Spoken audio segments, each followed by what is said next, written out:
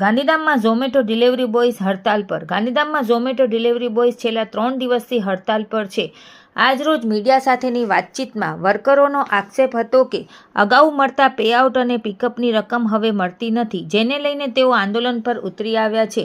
Delivery બોયઝનો નિર્ણય છે કે જ્યાં સુધી સમસ્યાનું યોગ્ય સમાધાન નહીં આવે ત્યાં સુધી આ હડતાલ અવિરત ચાલુ રહેશે. વિનોદ પરમાર. શું સમસ્યા છે? સમસ્યા એ છે કે પહેલાં અમને જે પેઆઉટ મળતું હતું એ હાલમાં મળતું નથી. બરોબર, પહેલાં અમને પિકઅપના જે પૈસા મળતા હતા એ હાલમાં નથી મળતા, કારણ કે હમણાં શું કંપનીવાળા થોડોક અમારું ઘાટો કરી રહી છે.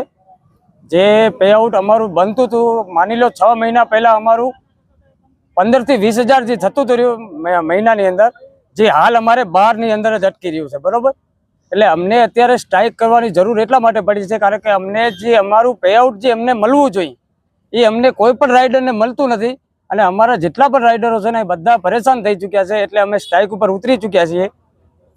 બરોબર, 3 દિવસથી સ્ટ્રાઇક ઉપર છીએ. જ્યાં સુધી અમારી સમસ્યાઓનું સમાધાન નહીં આવે ત્યાં સુધી કોઈ પણ રાઇડર અહીંયા એક્ટિવેટ થશે નહીં. બરોબર, 12-15 કલાક કરવા છતાં પણ જો અમને અમારું પેઆઉટ ના મળતું હોય તો અમને કોઈ કામ કરવાનો શોખ નથી. બરોબર, કારણ કે અમે તડકામાં રખડીએ છીએ, અમારા હાથ રહ્યા ને એ બળી જાય છે. બળી આ જે ધૂપમાં અમે જે રખડીએ ને ત્યારે હાથ અમારા બળે છે. પણ જો કંપની અમારા ઉપર ધ્યાન ન દેતી હોય તો અમે પણ કંપની ઉપર હવે ધ્યાન દેશું નહીં. બરોબર, જેમને પણ કોઈ પણ કાંઈ પણ સમસ્યા હોય ભાઈ અમને રાઇડરોને એ અમે કહી શકીએ છીએ. મારું નામ મનોજ છે. હું ઝોમેટોમાં છેલ્લા 2 વર્ષથી કામ કરું છું, અને છેલ્લા મને કંપની 2 મહિનાથી કંપની હેરાન કરે છે. અમને પૂરતું પેઆઉટ મળતું નથી, અને જ્યાં ને ત્યાં અંજાર દોડાવે છે. પહેલાં અંજાર બંધ હતું, આ લોકો હેરાન કરે છે. છેલ્લા 2 મંથથી અમને એવી તકલીફો આપે છે કે બહુ હેરાન કરે છે. પહેલાં અમારું પેઆઉટ વીકલી અમારું બનતું 10 થી 15 હજાર, ને હવે 6 હજાર 5 હજારમાં થાય છે.